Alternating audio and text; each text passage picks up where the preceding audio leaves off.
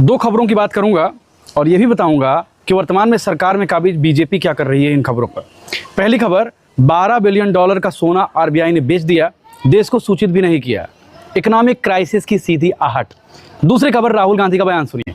आर्थिक सुनामी आ रही है, भयंकर आर्थिक सुनामी अब आ रही है। उसका कारण है कि हिंदुस्तान का जो प्रोटेक्शन का सिस्टम था, जो इंटरनेशनल इकोनॉमी से एक प्रकार से शॉक अब्जॉर्बर था, उसको बीजेपी ने हटा दिया है। तो एक तरफ से भयंकर आर्थिक सुनामी आ रही है, प्राइसेस बढ़ रही हैं, और ये अभी शुरुआत देखी आपने। ऐसी इकोनॉमिक क्राइसिस आएगी हिंदुस्तान में जो आपने अपने लाइफ में नहीं देखी होगी। ये हो रहा है, इसको आप कोई रोक नहीं सकता है। इन दोनों खबरों को अगर जोड़कर आप देखेंगे साफ तौर पर पता चलेगा, यानी भारत में बहुत तगड़ी आर्थिक मंदी आने वाली है और ये आर्थिक मंदी सबसे ज्यादा प्रभावित करेगी आम आदमी को।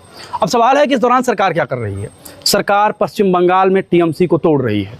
भारतीय जनता पार्टी इस विकट दौर में, इस मुश्किल स्थिति में भी टीएमसी को दो भागों में बांट रही है।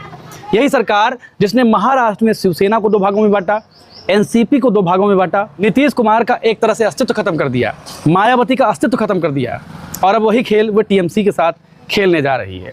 जबकि भारत एक सीरियस इकोनॉमिक क्राइसिस झेलने जा रहा है। भारत में नौकरियां प्रभावित होंगी, भारत में खाने पीने के मुद्दे प्रभावित होंगे, भारत में आम आदमी प्रभावित होगा। लेकिन भारत सरकार क्या कर रही है? भारत सरकार केवल और केवल पार्टियां तोड़ने का काम कर रही है, सत्ता में कैसे भी काबिज होकर बने रहना है। दोस्तों, ऐसा नहीं है कि भारत में कभी आर्थिक तूफान नहीं आया, आर्थिक मंदी नहीं आई। भारत ने 1962 का भारत चीन वार भी देखा, 1965 का भारत पाकिस्तान वार भी देखा, 71 का भी देखा, कारगिल भी देखा, 2008 की वैश्विक मंदी भी देखी। लेकिन भारत के प्रधानमंत्री और भारत सरकार इस देश की जनता के साथ ट्रांसपेरेंट रहते थे, ये स्वीकार करते थे कि देश इकोनॉमिक क्राइसिस झेल रहा है और सरकार क्या क्या कदम उठा रही है। लेकिन ये सरकार आपको कुछ नहीं बताएगी, केवल और केवल उसका लाभ होना चाहिए, उसका फायदा होना चाहिए, पार्टियां तोड़ने का काम करेगी और इसको कोई फर्क नहीं पड़ता कि देश किस दिशा में जा रहा है, आप बेरोजगार हो, मर रहे हो, कोई फर्क नहीं।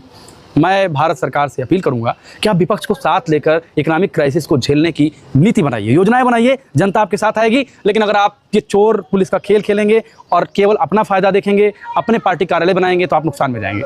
आपका इस पर क्या कहना है?